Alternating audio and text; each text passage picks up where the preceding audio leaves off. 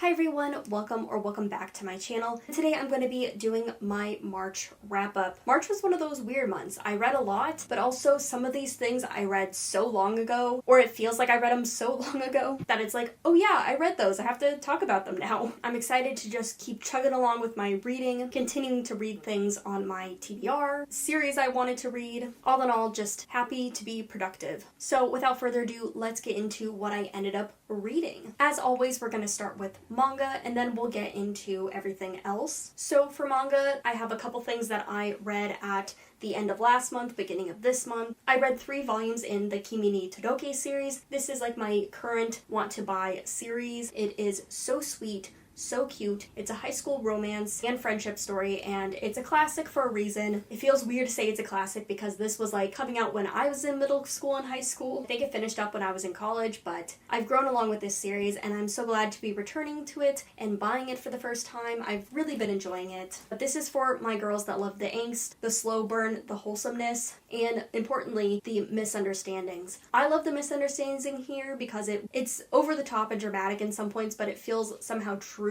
to life and high schoolers. It's misunderstandings, it's miscommunication, but it's based on characters thinking differently than each other, and I feel like that feels very true to me. That's the kind of misunderstandings I like, where it's characters are crossing paths and not understanding each other, because that's how humans are. We think differently, we understand situations differently, and they create misunderstandings. And I love this series, it's so cute. And the main kind of plot of this story is that our main character, she looks and has a name similar to a popular horror character, and so everybody's scared of her. They think she's kind of into occult things, they think she's gloomy, and she's not. She is the sweetest, humblest girl in the world, and so it's her having her first love and dealing with friendships pretty much for the first time and making these connections. And the whole series is kind of built around characters having these representations of themselves, these peers not understanding them or having these misconceptions about each other. The next manga I kept up with was Skippy Volume 50. This is a shoujo, so that is ages 12 to 18 like the last series. And in this series, it is less a high school story and more Kyoko, 16-year-old, trying to become an actress to go against her childhood crush and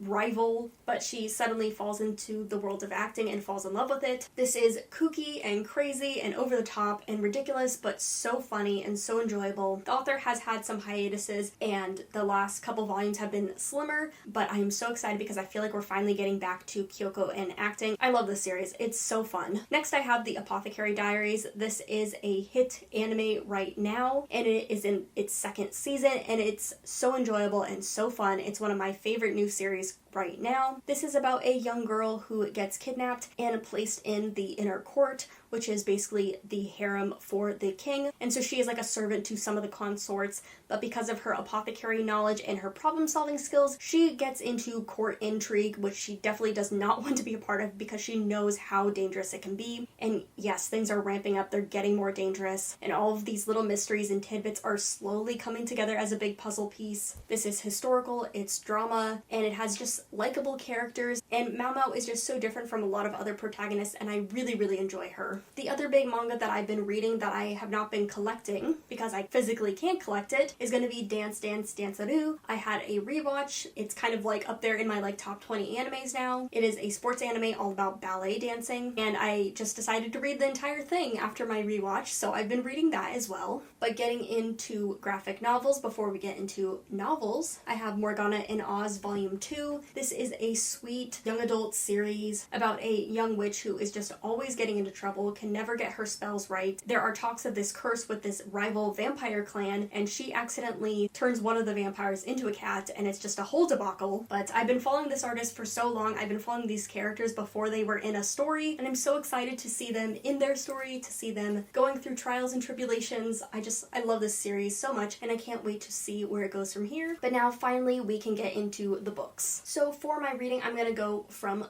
least favorite to favorite. So we're going to be unfortunately starting with a 2-star read for me, which is The Last Apothecary. This is actually a book I did a review on, so feel free to check out that review if you want to hear more of my in-depth thoughts and opinions of why I didn't enjoy this. But it kind of just boils down to, I just did not think that this was well written. This is an adult historical fiction. Part of it happens in the current day with Caroline, our main character, I would say, who is dealing with a possible divorce after she discovers her husband has cheated on her. She decides to go on their 10th anniversary trip alone to London. She discovers this bottle and she gets wrapped up into this mystery of this female apothecary, and then we're following said apothecary as well as a maid that gets wrapped up into this murder plot. And yeah, it's just very poorly written in my opinion. It sounds like it would be intriguing, it sounds like it would be fun, but it really isn't. It's completely repetitive. There's no sense of nuance, there's no sense of discovery. Did not enjoy it. I gave it a 2-star for a reason, so it's definitely one of the worst books I read this year. But again, check out my review if you want more in-depth thoughts and opinions. But the next book, which is like a 2.5, 2-star, is going to be Witch Shadow, which is the 4th book in the Witchland series, which is most recognizable by the first book, which is Truth Witch. This is YA fantasy. The first book I thought was so fun. It felt so fresh while still playing to a lot of tropes in this genre. It is about 2 women who are best friends. There is something weird happening in their kingdom, and they have to run away from the powers that seek to entrap them. They might also be part of this mysterious duo of legend. It's just a lot of characters running around. The main characters especially are just always running from something or running to something, and you get really in depth with these characters' heads. It's really character driven feeling, but it doesn't feel like the characters actually enact a lot. It's a lot of the plot happening to them, and it's just kind of senseless action and plot where it doesn't feel like anything is really moving forward. And even though things were happening at the end of the 3rd book and into this one, it felt like those things should have been happening in the 2nd book. It just feels like it's taken so long to get anywhere in the series. And so while I enjoy the characters, I feel like I'm just so tired of the plot, and I'm especially just frustrated with the lore of this world. I don't feel like I understand the gods, how they work, how they're worshipped, how they interact with the lands, how the lands are different from each other. It just feels like there's so much magic and world building that is really missing, and there's so much running around and doing nothing in this series. You think it would have the time to explain these things, but it really doesn't feel like it does. So it's just very middle of the road series for me, just not my favorite, even when it does have some good points that I enjoy, where I want to continue the series and see how it ends. The next book I read is The 100 Years' War on Palestine. This is a history book discussing the history of Palestine from 1912 to almost the present, 2017-19-ish. This was a popular book when the war on Gaza was happening last year, and it's a book I've been meaning to get to and finally was able to read. I learned a lot, but I will say as an audiobook, I don't think it's super successful, and as a book, it teaches you a lot, but it is, warning, just very dry. It reads very much like a history textbook, so it's going to give you the information you need. From a narrative standpoint, it is not super compelling. I would still recommend it, but I left it unrated just because I felt like it wasn't appropriate to rate this. So glad I read it, but I would probably not recommend the audiobook for this one. The next book I have is Witches Abroad by Terry Pratchett.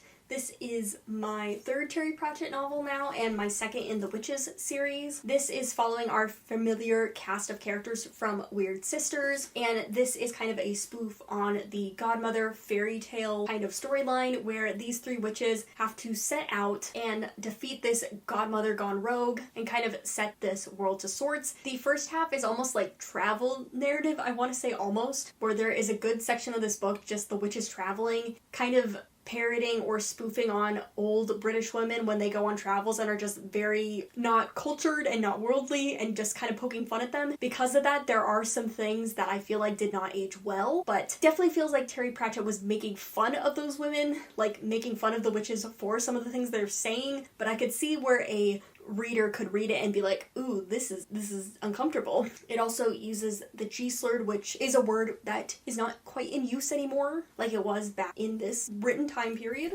And the other thing about this book is that it's a Princess and the Frog story told in a New Orleans style setting way before Disney, but it is, I believe, the first time Terry Pratchett is writing Black characters in the 80s, and so I commend him for doing that, but I'm sure there are Black reviewers who probably are of an opinion that it didn't work quite well. Overall, it's hard hard to hate any book with the witches because they are just so fun and so campy. But I will say I liked Weird Sisters more than this, and I feel like this one isn't one of the ones that didn't age quite as well as some of the other books. And so I would read this with a little bit of a critical eye, with a little bit of grain of salt. And the other thing is that I felt like the ending could have been more fleshed out. But overall, again, it was a really fun novel. It's just so hard to not enjoy Terry Pratchett's writing, even when he does have some mistakes. The next book I have is A Endless Fire by Rebecca Ross. I'm planning on doing a review, so stick around for that. But this is the second and final book in this series. A River Enchanted is the first book, and so this is continuing that story and coming to its conclusion. In the first book, we follow 4 main characters. I would say our biggest main character is Jack, who is a bard who has left the island with the intention of never coming back. But of course he gets pulled back to the island when there is this mystery of these missing girls. So this is very whimsical, it's very fairy tale-esque, it has a very strong romance plotline, but it's just so full of whimsy. I feel like this was just so successful as a concluding book. I gave it 4 stars, I really enjoyed it, and I can't wait to talk about it more and recommend it more because it definitely was one of the better fantasy novels I've read that was published recently. And the last book and my favorite book of the month is going to be In the Dream House by Carmen Maria Machado, and this is Carmen Maria Machado's memoir dealing with a toxic relationship, dealing with an abusive relationship. It's hard to say that it was so beautiful and wonderful to read because of that subject matter, but it really was. It's told in like this poetic style and kind of these like short chapettes, I would say, like mini chapters, almost like flash fiction all woven together, but it just works so well. I really love Carmen Maria Machado's writing, so I was really enjoying this. As a memoir, it just felt so different, so unique, so beautifully told, so excellently crafted. I would highly recommend this if you're looking for a new memoir, and if you think you can handle that subject material. Obviously it is very dark, but it was an excellent read. But those are all the books that I read in the month of March. Obviously with the manga I was able to continue some series and get some books off my TBR with Kimi no Todoke. I continued with Terry Pratchett and read another book off my TBR list and was able to continue a graphic novel series. I completed a duology this month, so I have another series off my TBR, and I caught up with the Witchland series, so another series that I don't have to worry about until the next book comes out. And then with that I was able to read a couple other books that have been on my TBR that I've been interested in, that I wanted to read for videos, so a lot of great reading done on my part. But I would love to know what you were able to read this month, what you enjoyed, what you didn't enjoy as much. But thank you so much for watching. I'll see you guys later, and happy reading.